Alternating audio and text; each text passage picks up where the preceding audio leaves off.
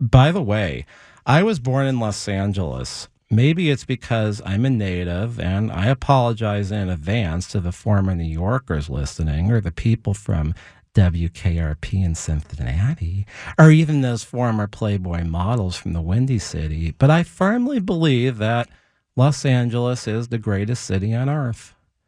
I bet some of the listeners spent some time trying to make some front page drive-in news.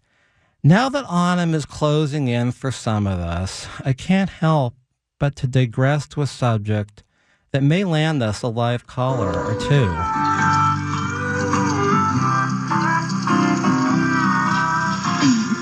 We said we had good sense. Yeah, well, I got good enough sense to be tired of sitting here at the drive-in alone and doing nothing. You know what I think? I think my horoscope needs some Geritol. Remember those machines in restaurants that used to sell horoscopes? Interesting. All right, so I got to confess, I only brought a date to the drive-in twice, and I recall feeling disconnected with the sound somewhere else than the screen. I guess I was born 10 to 15 years too late for the drive-in scene. The vintage article I wrote, and I write a lot of them, that got the most attention was about the Victory Drive-In in North Hollywood, California. Candidly, a place like that was quite formative for many, quintessential maybe. I'm going to talk about this North Hollywood drive-in, but if you have memories to share about other drive-in movie theaters, you are encouraged to call in live at 800-222-5222 and share those stories with people who will understand. 800-222-5222. I really am live here in Culver City tonight. 800-222-5222 if you want to talk about drive-in movie theaters.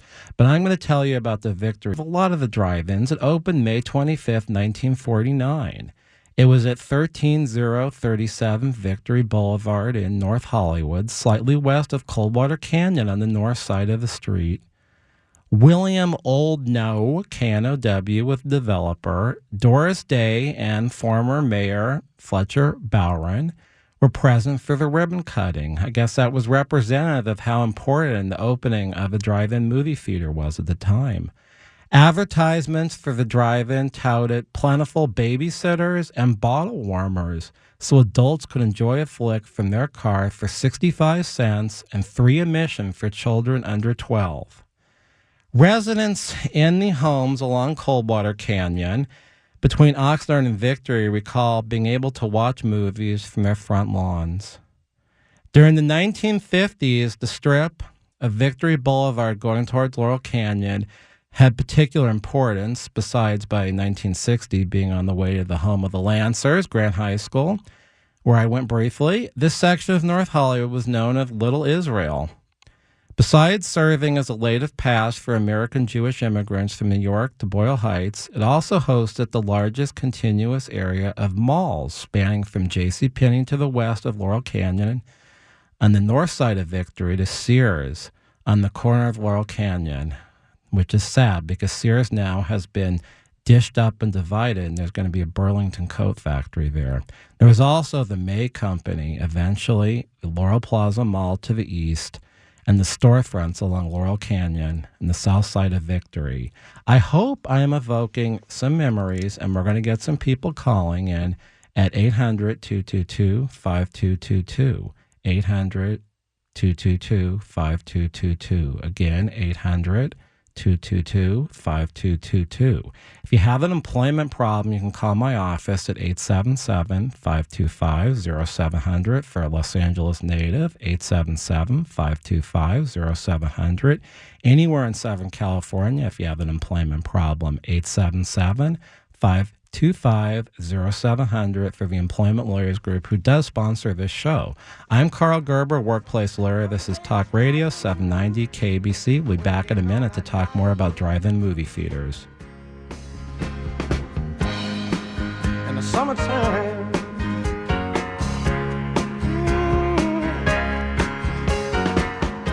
don't be a lawyer. No one you work with looks looks like Ally McBeal. Yeah, I could have been a model, right? All right. Talk Radio 790 KBC, the Karl Gerber Workplace Lawyer Show. I'm Karl Gerber, a real workplace lawyer.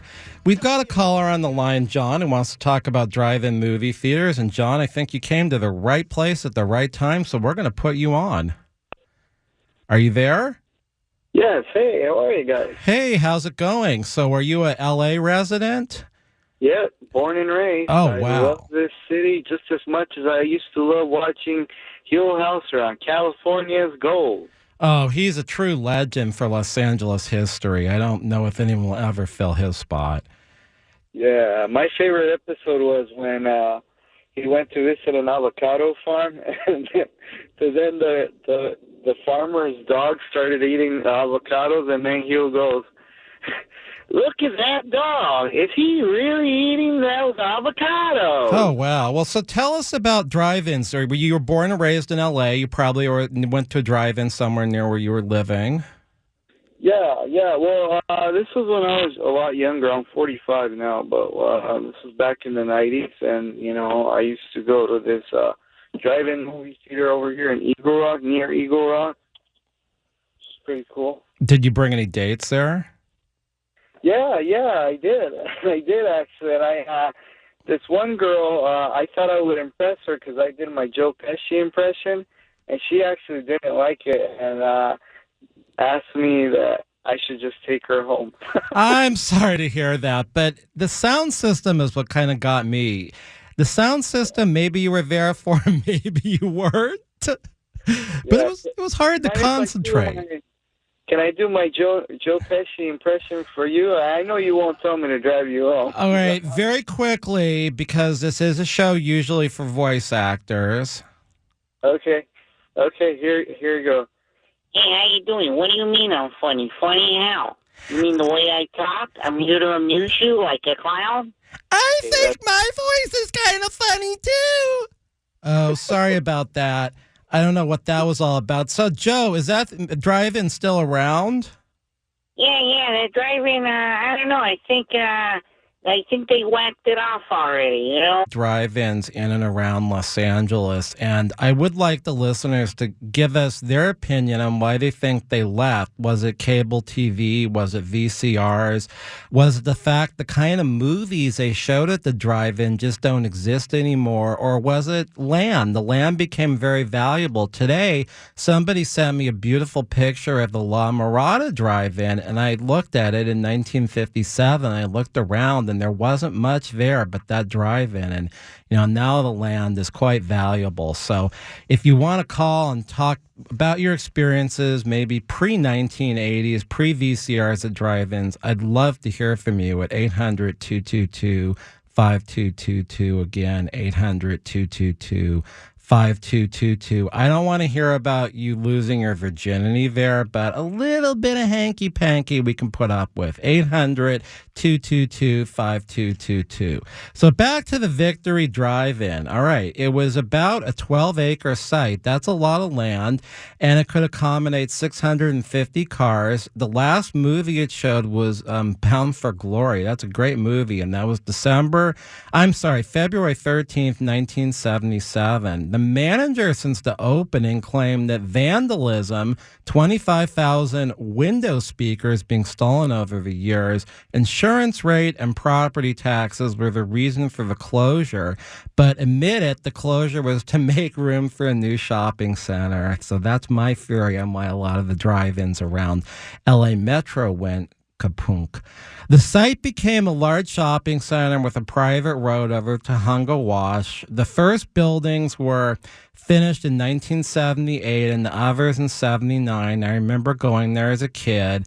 I recall there being a Lucky's Market, a chicken shirt, a place for custom groovy iron-on t-shirt designs, and a Hallmark store for all the girls, and a Radio Shack, and, of course, Save On, which doesn't exist anymore, and now there's a health club, which came in a little bit later. And today the shopping center is called Victory Plaza. So we look forward to recollections if you want to tell us about the shenanigans you had at the Victory Theater. Apparently, management there developed a sixth sense whether a teenager was hiding in the trunk and expected vandalism if a violent film was shown. That doesn't surprise me either. So if you want to look at my post, it's at employeelawca.com, all one word, which is the back end of my website for lawyering. And that's where I started my vintage blog, employeelawca.com/vintage LA, all one word, and then Victory Drive-In. But you'll find it. And if you're looking for our more pleasing site, that's more graphically pleasing, at least, you can look at vintagelosangeles.org. That's all one word, vintagelosangeles.org. Since many shows ago, I have been threatening to talk about Los Angeles history, and I'm finally doing it tonight. So you can go check that out on vintagelosangeles.org or employeelawca.com/vintage LA. And this is a different show than normal. And we have another live caller, Margie, on the line who wants to talk about drive-in movie theaters. So we're going to put Margie right through. Are you there, Margie? Yes, I'm here. Excellent. So tell us about your recollections of drive-in movie theaters, and tell us if this is going to be about Los Angeles. Well, I am a native. I was born in Covina, raised part of my life in Azusa on Route 66, which is Foothill Boulevard. We lived right there on the boulevard before the 210, so that was the thoroughfare. I mean, it was very busy. Oh, wow. And, yeah, it was pretty crazy. And but it was great. I loved it. So and, what do you remember seeing at the drive-in? Well, my first recollection was because I'm one of 12 children. I'm one of the younger ones.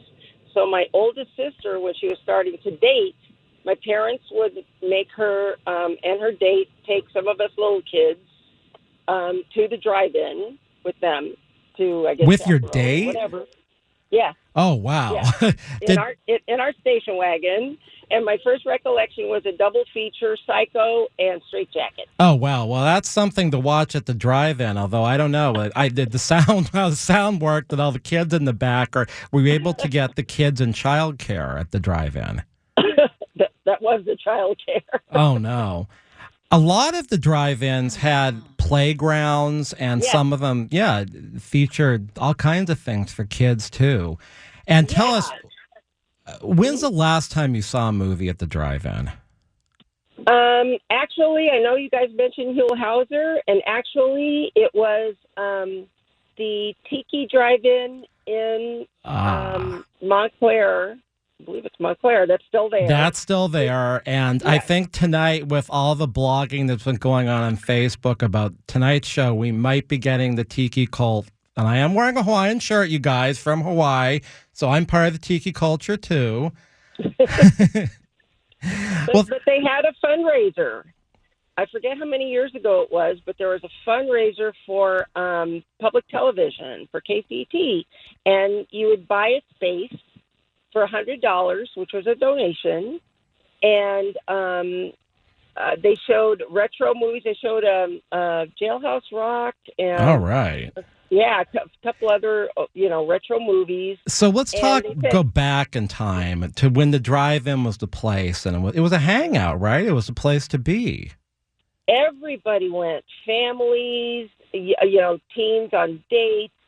Did people sneak in? Because that's what I've heard.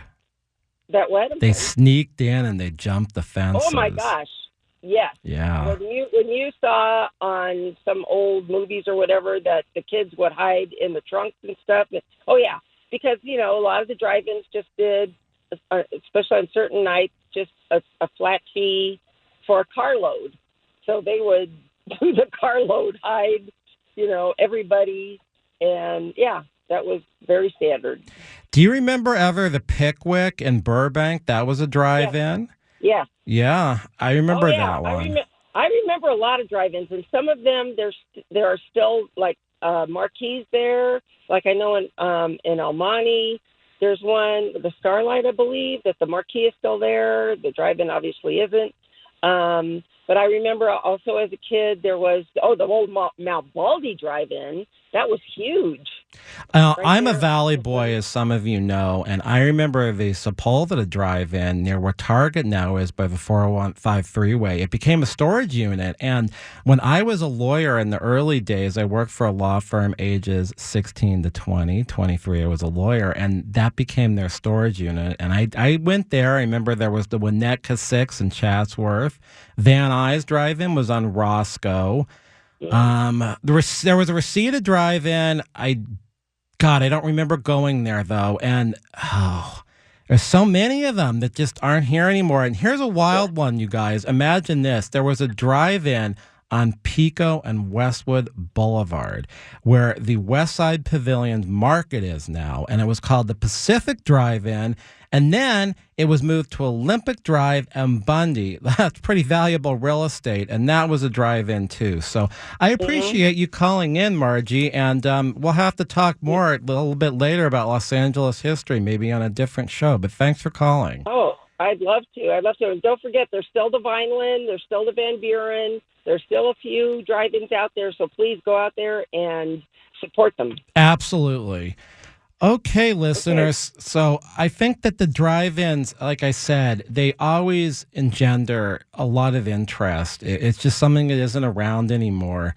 The other thing that I personally find interesting are the little kiddie parks. There were a lot of them, and we all know there was one where the Beverly Center is now, and there was an oil well in the middle of the street too. But those were not photographed in Hollywood movies, and the reason for that is they're 1-2 hole golf courses, maybe some rides. They weren't photographs in the Hollywood movies because Hollywood was afraid that people were going to go to those places and not go to the movies. So there's not a lot of evidence of them.